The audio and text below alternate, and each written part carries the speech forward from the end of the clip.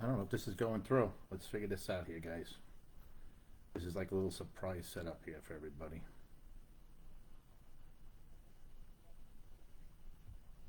A little pop up.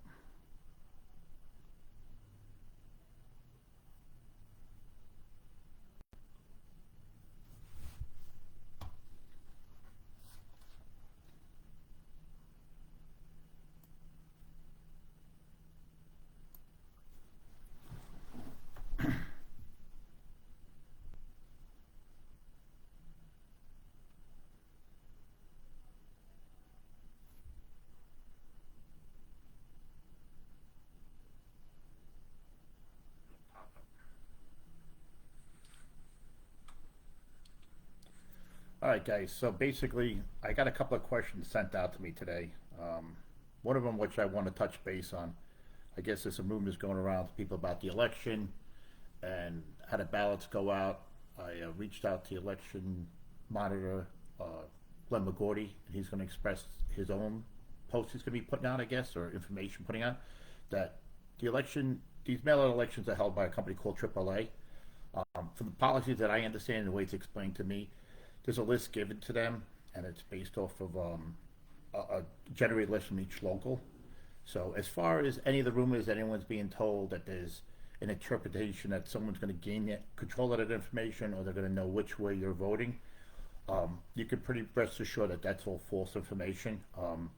You're you're if you're up to date, which you're going to get a ballot no matter what. That's the ruling that the election monitor made, and you'll have up until 24 hours of the day the ballots being counted to pay your dues up to date. So we gave a big opportunity to a lot of members. Like in the last election, it was 6 weeks out. So there's probably about 12 or 1,500 people in the last election who didn't receive their ballots. So the idea that he ruled on this, I think, was a great opportunity. Gave other people after the holidays time to catch up on their bills and make sure that their dues are up. So this election counts for them, and that their vote will count, and that they're actually going to get a ballot in the mail. Like I said, the prior practice would have been they never would have got the ballot. 6 weeks out, they make a determination who was in good standings, and they would make a ruling on that. And I would say roughly, if my numbers are correct, 12 to 1,500 people didn't receive a ballot in the last election. Those numbers could be off a little bit, but I think that's roughly it. So it's giving us our other members an opportunity to catch up on their dues. Now, the fact that anyone's trying to spread a rumor that business agents or organizers or people like that or anybody or even myself would know which way you vote, that's not true. I have no clue, and I can pretty much guarantee you they have no clue. It is a secret ballot. It'll be mailed to your house, just like the last procedure. I will do a video on it when I get the information and I get my video. I'll actually do it with you online to give everyone an idea. So don't be alarmed. This is your local. This isn't just my local. I'm third generation in this. I believe in what the union stands for, and that's why I'm actually getting involved in this. I mean, sometimes you got to be a little crazy to want to put yourself in the middle of the list, but I think we have it's a democracy. We're supposed to have different opportunities to put people in power. I don't feel the leadership that's there is working in the best interest of the membership. So I would be a hypocrite if I sat there and complained about it, but chose not to do anything about it, right? And I understand other people. It's a lot. It's a lot to be in this industry, raise a family, and do a lot. I'm a little different than some of you. I don't have children, so that frees up a lot of my time. Trust me, I work with a lot of you guys out there and women, and I don't know how half of you do it. Run a career in the city, and travel back and forth, and raise a family. God bless all you and how you do it. But another question was, somebody reached out to me about, I guess it was an anonymous, right? Was this? No, actually, it's not anonymous. Okay, we'll keep it anonymous because he wants to be anonymous. He was a member of Local 11 in Westchester, right? So he fought. When they merged merged the Westchester Local, he fought with DC, and ultimately they lost that and they got merged. Okay, and he's just saying, please don't give us up. Don't let them take our funds and steal our funds and everything like that. He goes into a couple other things that he asked questions about. I think he actually made a post online because this actually sounds very familiar as well. Basically, what he's asking the questions about was other locals like Philadelphia, part of the Northeast Regional, they have different requirements than we do. Like I think ours is 840 hours for pension credit and to keep our medical, and we actually do have a pretty good medical program. It's gotten a little bit better with our dental and eyeglass. I know if you're a city carpenter, you don't get the prescription. You have to pay a copay. We buy it through the through our agency and through the medical plan through the city. I think it costs us like $21, $21 a week or something like that for prescription. But the other locals, when you work in like Jersey or Philly, I think their hours are 1,639 hours for a pension credit. So if you look at the way we sit right now, we're getting 0.075, I think is our number, for every hour worked. So if we did those 1,600 hours, like our pension credit would probably be like 250, right? They're getting a $100 credit. So if we do get a merge, and I pretty much promise you guys that this will be the last election, probably November, will be the last one. After that, there will be a merger. They could call it a restructuring. They can call it whatever they want to call it. We will be merged. So don't hesitate to think that they're not doing this in any other reason but to take over. They've done it throughout the entire country. I was on the phone with a guy from the West Coast. He explained to me they merged them. First thing they did was eliminate everyone's retirement medical. That's all gone. So don't take my word for it. Research it yourself, just like I'm saying this thing with New Jersey and Philadelphia. Look at the qualifications. They actually have two medical policies. One's like 1,600 and something hours. The other one's like the 1,300. And if you don't qualify for the 16, they drop you to the lower one, where you have your medical and your prescription. I don't think they offer dental and eyeglass. But with the lower one, you have very high deductibles. So just keep that in mind. These are the type of programs we're going to be pushed into. And as we become a bigger entity, we're not going to have these opportunities. When you give up the right to vote, or you give up anything in the union, as anybody will ever tell you, the things we give up, we fought years and decades to have. And when you give it up, it's almost impossible to get them back. And I think the one thing we have right here is democracy, that we can vote on leadership. Believe me, if the consent decree was gone right now, I wouldn't be giving this video to you. I wouldn't have the opportunity to run for office. It would be a delegate vote put in by people who are appointed there. Now, in this union, you got a lot of people, which I like to use the word that's actually used, union hitchhikers. There's a lot of people put into a 3-day, which we know most of us that know about the 3-day. It's pretty much a joke, right? We see who gets hired down there. It's the same people that have been implemented and played throughout the program. That kind of, we all like to say, use the word drink the Kool-Aid, When they put these people in play there, they're, either just going along with the program because it's in their best interest, or maybe they're not sharp enough to buy into it. Maybe they just think it's true. I mean, some of it, you just got to look at the logic in front of you. I had someone send me, tell me that I was a liar, that the consent decree wasn't going anywhere. So they text me paperwork that they received from a business agent. They didn't give any name who gave it to them, but when you looked at it, you could clearly see it was an old piece of document that was something from Dennis Walsh when he held office, and it was talking about the consent decree. Yeah, but it's old paperwork. Like if you read the paperwork that they put in the minutes for the delegate meeting, and what John Murphy, the attorney at the council, talks about, it's in the court documents. I mean, it's very simple to see. It says, we have the consent decree right now. It's there, right? McGordy's no longer the monitor. They put a new guy in charge. Can't remember his name off the top of my head, so just bear with me on that. Like, there's too much information to deal with. I work all the time. When they took over the stipulation now, it's gonna December 5th. It'll go to its first full term. They will go into office. They will go into the courthouse and they'll ask to have it removed. And at that point, it'll be nothing more governing us. So, come January 1st, it's up to you guys. If you want to put your livelihood and everything that you stand for in the hands of them, and you think that they've done the right thing for you this whole time, then by all means, I guess, I can't fight you. I'm not going to fight you to vote for me because that's your right. If that's what you figure your path in life is in their direction, then go ahead. I will tell you one thing. If I do win this election, which I believe I have a very strong chance of winning, I've got a lot of good feedback from a lot of people throughout the entire country, not just here in New York. A lot of positive people feeding out to me, and they just think that that they're actually happy that I'm putting up this fight. We have a good chance, I think, with our members, because they see the status where we're at right now. We lost our jurisdiction. The things that happen under Joe Geiger and Paul Caperso and Dave Cavalos right now.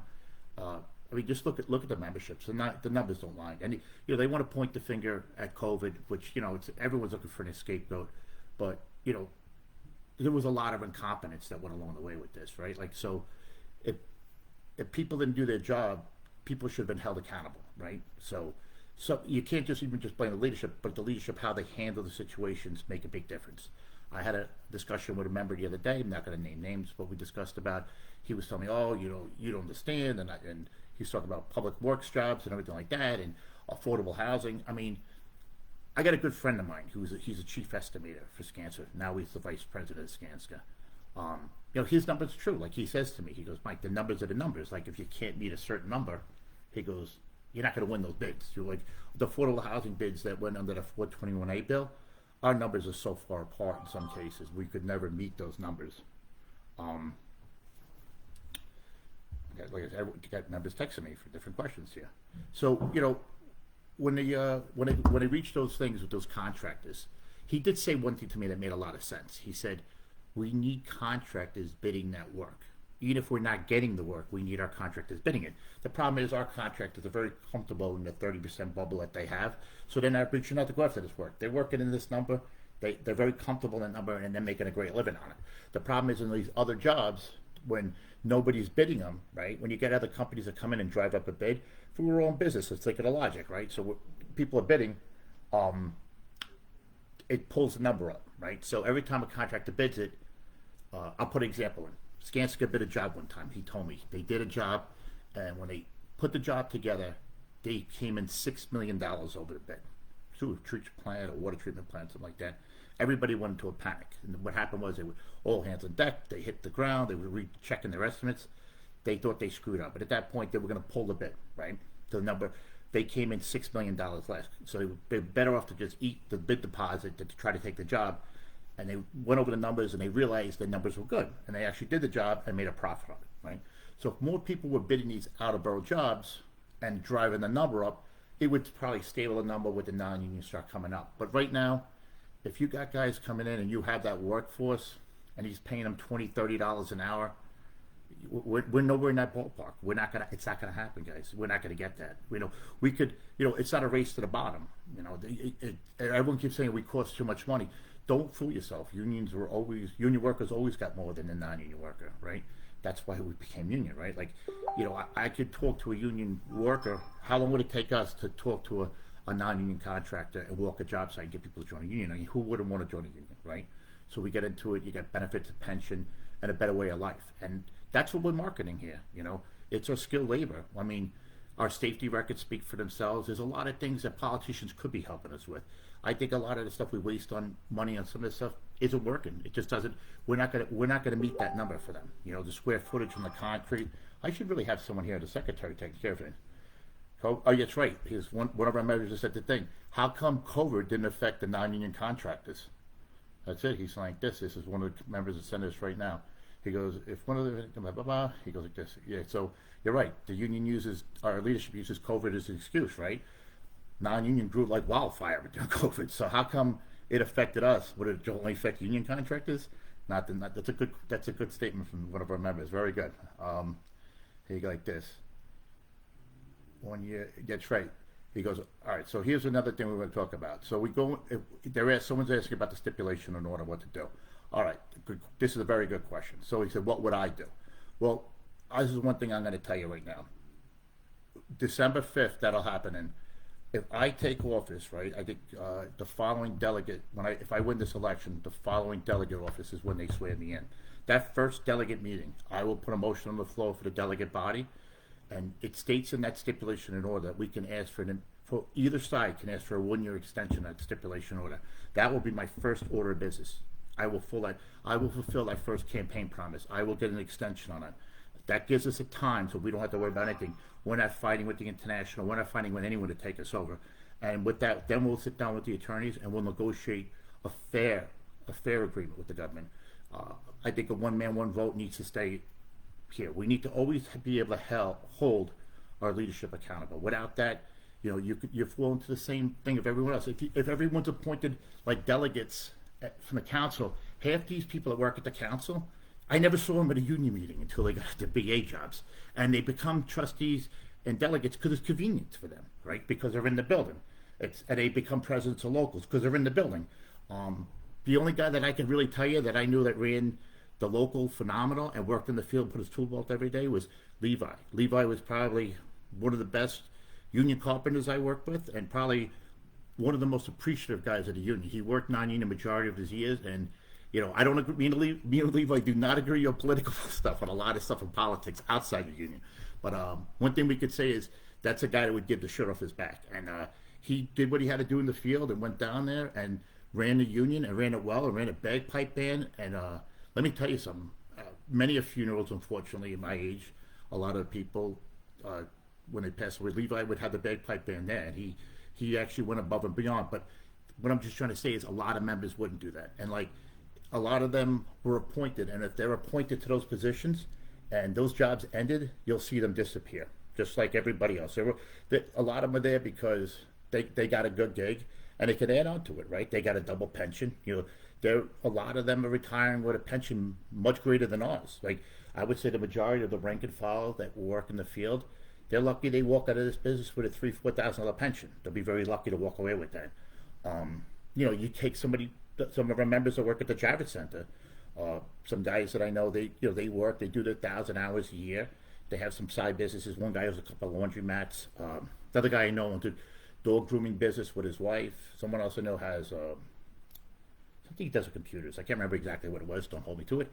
But they have other things that they do to cover themselves. So they work in the union to keep their hours and their medical, and that's the way they flow through it. But if you turn around now and tell them they got to do another 600-700 hours a year, that's a lot. I know up in upstate New York and Albany, those are the numbers they got to reach, and that's very hard to do in this industry. Unless you have a real hook or tough times like this, it makes it very challenging for the average member.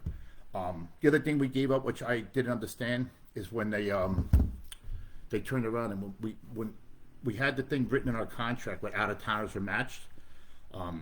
I thought that was very key because I think we give away about 3 million man-hours a year for out-of-towners. I think Jersey, Westchester, they could, their money gets reciprocated back to their locals. Forcing the contractors to hire within our area, and if not match us with one of the guys, it's fair in my opinion. I think it's a great idea because at the end of the day, me as the E.S.T, my concern is my members. And their families and their best interest. And I think that that's something that we have to look into the next contract. Obviously, the contract we have, I'm not in love with it, but we're stuck with it, right? The next negotiations, that's what it is. I spoke with a contractor who also sits on the wall and ceiling. He thinks that the district council needs to do more work. We're trying to help organize as far as sitting down with corporations and businesses and stuff like that, which I think Jerry Matthews is doing a great job with. I knew Mike Picarella was helping him too. Shareholders meetings, we got to start sitting down. We really have to push on those levels on that end. Focus on our market share. That's really going to make a difference for our membership. I'm hoping with the political climate right now and hopefully, tax incentives and business are force people to go back to work. That's our bread and butter. These empty buildings in Midtown aren't helping us, right? Everybody working from home. Hopefully this will stop coming to an end. People start getting, the trains are getting busier now from what I can see. We all know the traffic's getting worse. So, maybe as time goes on and we get these people back in the buildings, that'll help bring New York back to what it used to be. I mean, those are things that are outside our reach of our hands. But the work is there. It's farther out than I think. I think we keep kicking the ball ahead of us. I mean, I've been saying from day one, I don't think you're going to see the work probably to sometime this time next year. I mean, the best way I've always done it in this industry is follow the leader, like which would be the operating engineers. As you see the operating engineers pick up and machines are in the ground, they're digging the holes, you follow that. After that's the footings of concrete, the steel, and then you just do the math. You got the interior concrete, drywall framing, and then you go all the way down to the flooring, interior work, and furniture work, and stuff like that. So if you're looking at the work right now, any type of project that hits the ground, I would say it's a good, in New York, with all the permits and the policies, it takes a good 3 years before you see a shovel hit the ground from the time they put the stuff together. I've been following a little stuff. I actually saw Bruce Beal. Was it Bruce? Yeah, Bruce Beal, right? And Steve Wayne. Looks like they formed a company together. So I'm trying to get more information on it, which tells me, by looking at that I pretty much tells who's going to get the casino now at Hudson Yards. I would say it's going to be them. I'm doing a little more research to find out exactly what that is. I do have a friend of mine and her boyfriend's got a big connection with Stephen Wynn. So when I can pull that together, hopefully I can get some more answers for us to see what's going on. My guess is that'll be, union 100%. Hudson Yards over there and whatever agreements will be. So I don't think that'll be a big battle for us as far as trying to get that type of work, that high-end luxury work. I mean, I don't think you could build better or safer than union. And when you guys look at the fact that we get $105 an hour with our pension or annuity, I think that's fair in today's market. I mean, you look back, my father was in the union. I remember looking at a paycheck stub with him. He did the Marriott Hotel in 1985. And I think it was with National Acoustics. And that year he made $97,000, 96 and $97,000 in 1985. That was right. So if he did that today, you'd be like, wow, that guy, decent year, right? Think about it. That was done in 1985. My father bought a house and raised 5 kids. And my mother didn't really work. She worked part-time here and there. And they bought a house in Queens. They paid $28,000 for that house, right? And their mortgage is $280 a month. Figure these numbers, right? When you think of how crazy things are compared to today. And you look at that today, someone coming in, when he took that job, right, there were people coming, firemen and cops, everything like that. A cop or fireman was probably making 30 grand, 40,000 a year. That's what a cop or fireman made. But now you fast forward throughout the years and you look at what we do, right? You just look at what a carpenter has to know. I've got people that have done work on their houses, and some of my best friends, they're just blown away at the knowledge of the things we do, because I've done everything, right? And you look at a pipe insulator, for example. One of my friends, a pipe insulator, he goes to work with a steak knife, some tape, and some wire. And I mean, that's it, right? He doesn't really need to know anything. Look at the tools we got, and he doesn't get paid much less than we do. Actually, I think with his pension is less, but he's got to go to 65. But you look at those things and what they come out to, and what people made back then. That's another thing that's drawing away people. It's can you make a living at this anymore? But that's not just our problem. That's everyone's problem, right? Is this next generation going to be able to afford a house? My opinion is you're not going to afford a house unless you have a lawsuit settlement or some type of inheritance to the next generation. That's why I think a lot of our young kids have thrown their hands up with it. All right, so we got another question came in here. They're promoting 55, right? Yeah, okay, they're promoting the 55 for the retirement plan. But, it's another thing, too, what they did. If they move up this retirement medical, right, and the 25 credits, what happens to all our members who got in later in life? Even with this B rate, right? You got to figure the average B rate guy is 30s or 40s, right? So it's safe to say they're going to pay into that medical that whole time. But if you're a B rate carpenter out there, chances are you're not retiring a medical, right? Because what are your odds of getting 25 years in? Swinging a hammer. Companies don't want to admit it, and they've admitted it to me. I'm not going to name who they were. I've talked to major supers and actually owners. They don't. A lot of these big drywall companies, they don't want you after the age of 45. You're a liability to them. They think you're a ticking time bomb. You're one step off a ladder and twisting your knee out and hurting your back, and they're worried about a workers' comp case. So that's another thing to keep in mind. As we get older, the wear and tear in this business puts a beating on us. That's why I'm a big advocate about opening up other avenues. Listen, it's not all of us. I mean, some of us find a way to make it through. We learn how to do ceilings. We learn how to do lock sets, become locksmiths. I mean, there's other ways to make money, but that doesn't happen to everyone. Some people fall into a little niche in this business. They get into the concrete. They get into the heavy. They get into the dock builders union.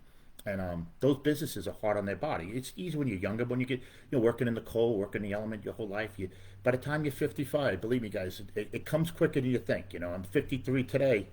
And, fast forward years ago, going back, you asked me where I am today. From there, I'm kind of shocked it took this far to, hold on, more questions coming in.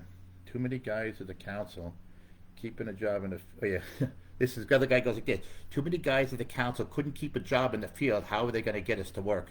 It's a good statement. Yeah, it's true. Some of these guys that are down there, they barely held a job in the field, right? They were appointed by somebody, or somebody gave them stuff when things were good. With full mobility, the way things stand right now, most of our members out there know what it's like to find a job, and I've helped a lot of people get opportunities that they normally wouldn't have, right? Because I network, I talk to supers, I talk to project managers. I actually had a guy reach out to me the other day, and I saw him at the meeting, and one of his friends, this guy, a roster, I was doing woodworking on a job in Queens for a school district. And I ran into the guy who was in the parking lot, and the job was coming to an end. I started talking to him, I told him to give me his number. He looked at me like I had two heads. We're great friends to this day. I probably know him almost 20 years now. But I helped put him to work, and he's probably by far one of the best feeling guys that I've ever met in the business. He's hands out. He just came back from Georgia. Actually, I just made a call for him. He's going to work on Monday for a big contract that I know at the airport because probably one of the best guys. They want him to be a foreman, but he refuses to run work. He just wants to take care of himself. But for a guy like that to come out and get an opportunity and to to get on a job site in today's day and age, like shaping a job isn't what it used to be. When I started in the business, you could just walk into a job site, right? We just walked in, asked for a foreman, walk around, and you could somehow manipulate a job. The old way used to be back in the day, right? We all knew. The old timers like me would go to, my favorite thing was we'd go to the Blarney Rock, right? We'd stop by the Blarney Rock, and you'd probably find a job somewhere along the line if you hung out the Blarney Rock sooner or later. Somebody knew somebody that was there that was looking for a job. But, the council, they don't understand it. I don't think they grasp it because they're living a fairy tale. Like they go to work, they jump in their cars, right? They hit the electric start button, the heater's on, they jump in the car, they cruise in with their coffee. They go upstairs, they have a meeting, they hang out the council, go out and do their things, right? They got their different junkets they're going to around the country, they go out outings here, and different amenities that they get set up with. But being a carpenter out in the field and the way we're treated now, it's a rough one. But to get back to the other part was my friend that was a Rosso. One of his friends comes up to me at the meeting, and I didn't realize how I knew him. So my buddy tells me the story. He was on a job. I'd sent him to a contractor, and he gets on the job site, and he's a phenomenal carpenter. But this one guy, Brian, I'm not going to say his name. I know who he is. I'm not going to say the company. Back in the day, he had a bad attitude. He was very pushy on his guys. So he kind of got in an argument with this guy, and he ended up packing his tools up. He kind of fired him, or he quit at the same time. But the guy called me, so I got a hold of him. And I said, do me a favor, just go have a drink, sit down and relax, get a cup of coffee somewhere. Let me see what I could do. And I got in touch with the owner of the company. And I told the guy straight up, I said, listen, you know what? You guys call me and you ask me for a favor. You want a guy, right? You want a contract. And you guys are a contract. You're in business to make money. But if I send you a good guy and you have a foreman that's being a douchebag, right? The guy's got to use the words like it is. The guy wants to be an asshole. He wants to push the men. I get that. But at the same way, you've got to treat people with respect. You'll always get more work out of a guy if you treat him with respect, right? So the whole story went down. The owner knew right away that I was right? So he gave me a job. He said, listen, tell him just head over to this job, drop off his tools, and he's good to go. He's just going to be in this other job with this other foreman. And I got it all straightened out from him. I forgot the story. He actually reminded me the other day about it. But it was just that phone call and that relationship that I was able to call the super and speak to the owner and say, listen, this is wrong. You can't do this. Don't come to me when you need good guys, because there was a time we had R&J, right? Everyone knew it. You used to call them run and jump. There was a time R&J couldn't get guys on a job site. They actually had to have a job meeting with their foreman saying, lighten up on the men, because guys didn't want to work for them. The district council would call for manpower, and the guy would be like, F you, click. They didn't want to go to work for R&J because nobody's going to work to get abused at. Times are tough. People will bite the bullet a little bit, and they won't argue much. But when things get busy again, members don't forget. And you can yell and scream at guys all you want, abuse them, but we all know, listen, you walk away, we could screw you up and make you look a lot worse than you are. Don't abuse the men. And that's what it is. We're supposed to be protecting our membership out there. And that's not happening, right? We're not backing up our stewards, and we're not backing up our guys. If I'm in there, that stops. You got my word on it. I work for you guys, right? This union is like my family. I'm third generation in it, right? So this is what I knew. Growing up, there was, I dreamed little dreams of becoming a cop or fireman, or actually a garbage man. I might have put an application with a garbage man. I never got called. You had to know somebody back then. But I loved this business when I got in. I thought it was like a giant frat house. I couldn't think of a better way to work for a living, and the jokes and the bull busting that went on a job site. There was nothing like it. And the memories that I have from it, I don't think it'll ever be like that again. It was like the Wild West when I was growing up. It's still a great business, but a lot of our members out there go through a lot, and the hardest part is opportunity. And if we don't keep that opportunity for our members, we're going to lose them.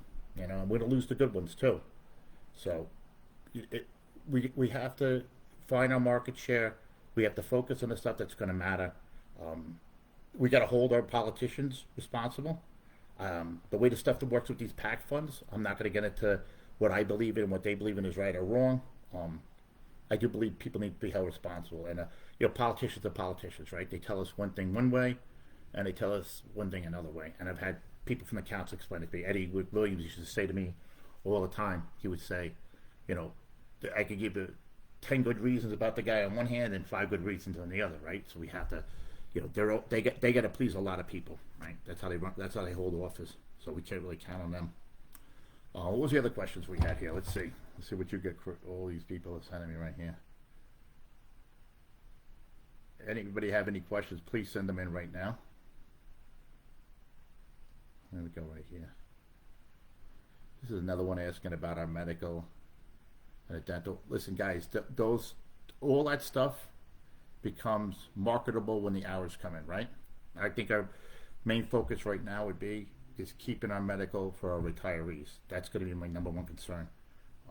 We owe it to them. To me, that's not even a bargaining chip. If somebody in this business, my mother still collects the Carpenters medical to this day after my father passed away. She still has it as a secondary policy. We don't have people in this industry that stuck around, because the backbone of this industry are the parents, the hardworking people. Those are the ones that put 110% into this business, right? They turn around. They're the ones that come to work every day. Sore back, bad knee, whatever. They get up in the morning and they go to work, right? Those are the guys who show up. If you're a young guy, single, I'm not going in. I got paid on Thursday. I'll see them on Monday. I'll see them on Tuesday. We know who those guys were, right? Then we have the guys. I worked on big jobs, freezing cold out. Guys bitching and complaining. Goes, I want to go home. It's cold. I'm like, guys, you want to go home? I can't make you stay. Go home. Who stayed? The guy with 3 kids. Those are the guys that work. They put that time in, and they stayed in the union. They stayed in the union for the reason. They had the pension, the annuity, the medical coverage, and we can't take that away from it. That's what separates the union from the non-union, right? The stuff we offer. That's what brings us together. That's what makes us a brotherhood and a sisterhood. We can't lose that, right? All right, what else we got in here? Cost of living increased. Yeah. Well, it's another thing too for retirees. There should be some type of cost of living increase. Something that I looked into, something that was brought up to me from other unions. If you do the math, right, there's 52 weeks in a year. So if you do 52 by 4, it really should be 13 checks. I think Freddie Devine did that back in the day. All members got a 13 check around the holiday. Like I said, that's something that would have to be done with the Board of Trustees. I wouldn't have the authority to do that. It would have to go with on the status of the funds and how lucrative they were for something like that to happen. But am I for that? 100%. Listen, we can help our retirees. Once again, you've got to have a good finish line. If I'm a young kid coming into this business and I don't see a future, I'm not sticking around. Right? We lose a lot of our members from helmets to hard hats, and the reason we do is they get great opportunities. I work with a few of them, some great guys, and the other opportunities come out. One guy came a state trooper, New York State trooper. I'm still friends with him to this day. Awesome guy. He lives upstate with his wife. Lives like a king. Beautiful house, and he misses the day. He's still high-rise concrete. Good worker, but he tells me all the time it was a lot. So anyway, so the cost of living stuff, yeah, that's something we could do. But what else is going on?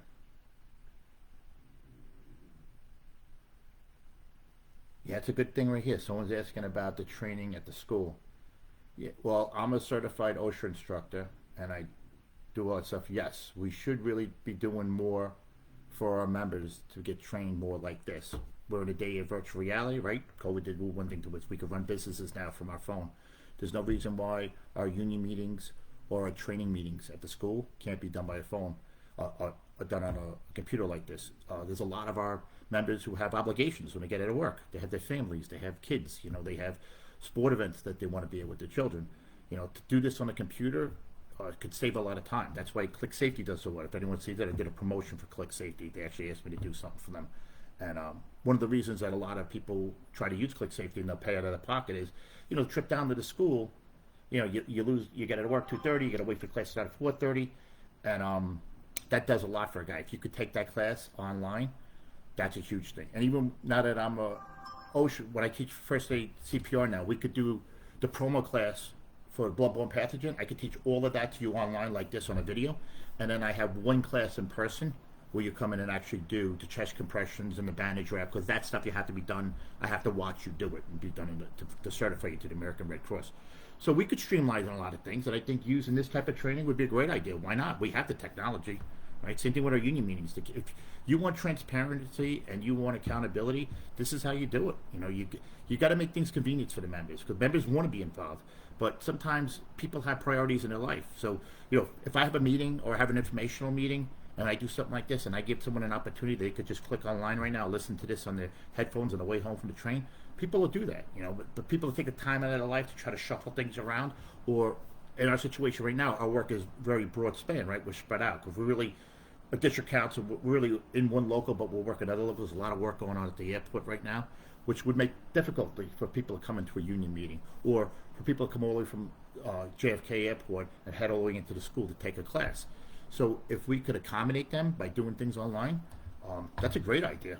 That's something I've actually discussed in the past, but if I was the E.S.T, this is something I would look to implement immediately, because we have to do a lot right now for getting a lot of people certified for these SST cards. And Tommy Scanlon brought it up at the 157 meeting, and I think they put something out for people to scan with their phones to get that information.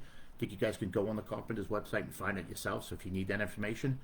If you need anything to train outside, you can go on Click Safety if you want to take some of those classes. Our discount code for the District Council is DCC30. You get a 30% discount if you want to take one of those classes. Like I said, a lot of people will do that just out of convenience. They'd rather pay the 60 or 70 bucks out of their pocket than spend a week and a half running back and forth to school to take those classes. And you could take them you could take that on your own time, like the modules. So you take part of the class and another part of the class whenever you feel like it.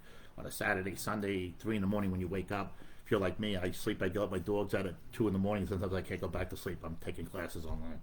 But all right, so listen, guys, this is a great video. I don't want to be on here for hours and hours and hours. Let's see, we'll take one more question or two more questions here. Work closer with the building trades instead of trying to do everything on our own. That's correct. That's a great idea. We build that relationship. I think we have a good relationship. I have friends of mine that are very good friends with Gary LaBarber. I think we have to kind of meet a common ground on some things. I mean, listen, there's other things we're never going to be on common ground with, right? Like the stuff I started doing with McDonald's through a friend of mine. You're never going to get that with all the trades. It's a very difficult thing to do. If we could lock down the Carpenters and get that work and bring those man hours and art thing, that's what we need to do. The building trades on these bigger things, yes, we need to stand together and work together, because I think if we, as one, we have a better chance, right? I think these 20% PLAs and givebacks in today's cost of living, nah, it's not flying to me.